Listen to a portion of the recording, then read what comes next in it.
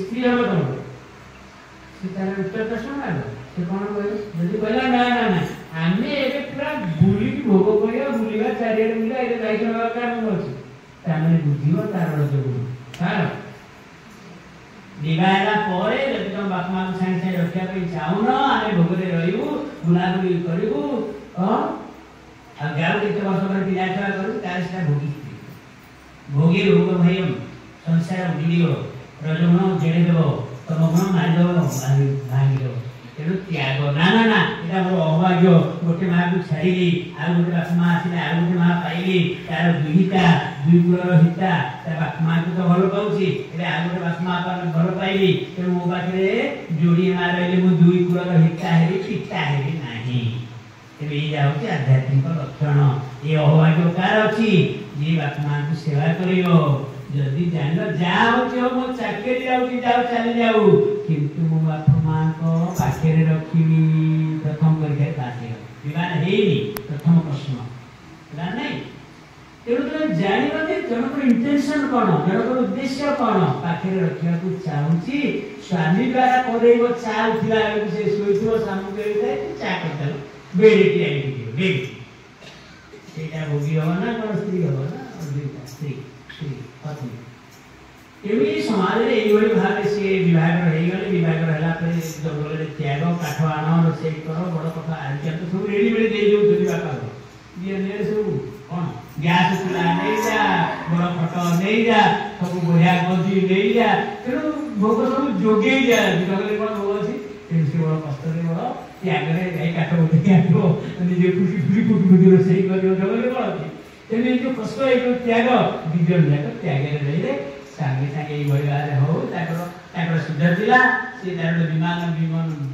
मगेले से बुलिले भोग सृष्टि है 7टा 9टा कन्या कार 9टा कन्या देवहूति 9टा कन्या जन्म 9टा कन्या गोटे कन्या जन्म कले आजिकल जो दशा बाजू तो गोटे गला पुओ झी दरकार ना गोटा के हो 9टा कन्या को ये जो ऋषि मैंने थे आदेश था ऋषि मान व्यवहार कर तेणु ऋषि मैंने थे वशिष्ठ अरुंधति वशिष्ठ को आने एमती जिते ऋषि मैंने थे 8 जन बाहर प्रथम आंगुली से व्यवहार करदेला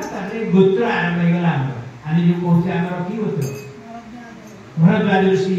प्रथम भरद्वाज जिते ऋषि सब आम समस्त ऋषि संतान तेणु गोत्र आरंभ से गला 9टा पिला को सब पिला छुआ नाती नातुणी कस नदना सही तार अवस्था जाए चिंता कला मोर गोटे पुओ हंता कि कौन चिंता कला सब माँ मैंने चाहिए कौन हाँपाई मो कूल को किए रक्षा कर कौन दरकार गोटे दरकार सीधा स्वामी की कहला अरे देख मुझे तो बाबा कही हाथ तुमको बिहार मुझे तुम सर विवाह दिए सख्त कंडीशन पिला छुआ पत्नी निवासी पुत्र से कौन अथवा चलो सन्यासी तेणु से कहली मुझे गोटे पिला है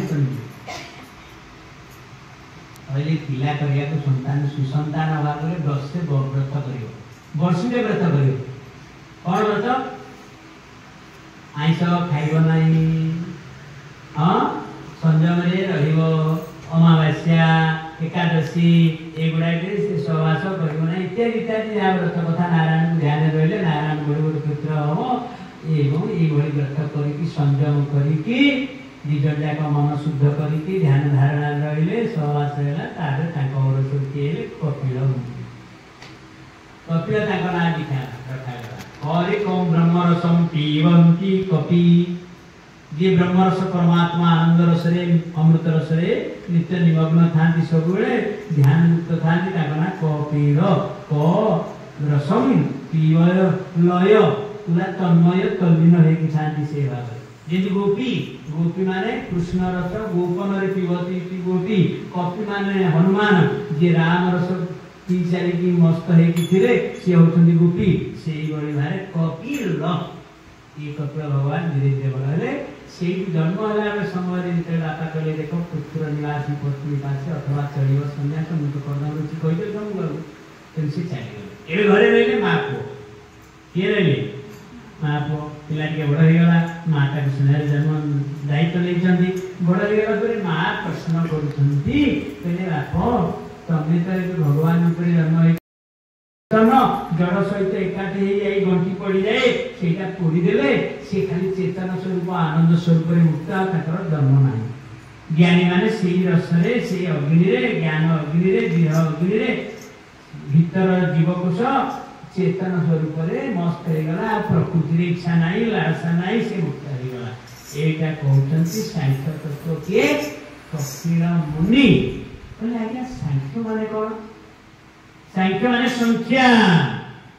बुझे माँ पचार पुओ को गीता होती भगवान कृष्ण सखा को दौरान कृष्ण वाले सखा दुईटा सखा भितर आलोचना चली जीव रहस्य तत्व ये माँ कहूँ पुओ को माँ होती शिष्य पुओ होती गुरु माँ पचारुंटे ये बापरे हे भगवान हे प्रभु मते कुह सांख्य रहस्य कथा कह कहले एक ब्रह्म थिला तापर दुईरे दुईटा हैला प्रकृति पुरुष तीन रे तीन गुण हैला सत्य रजतम चार रे चारिटा वर्ण हैला एरा संख्या रे होल ताना सांख्य मन रख ए बड़ी तुमके बुझेवनी एरा ज्ञान तत्व आज विषय बोली कोई जाउची ठीक नाही आमे आ जाईने आगु जाई परबे जाई हो आज सिला सारिया तो एक रे ब्रह्म दुई रे पुरुष प्रकृति दुई रे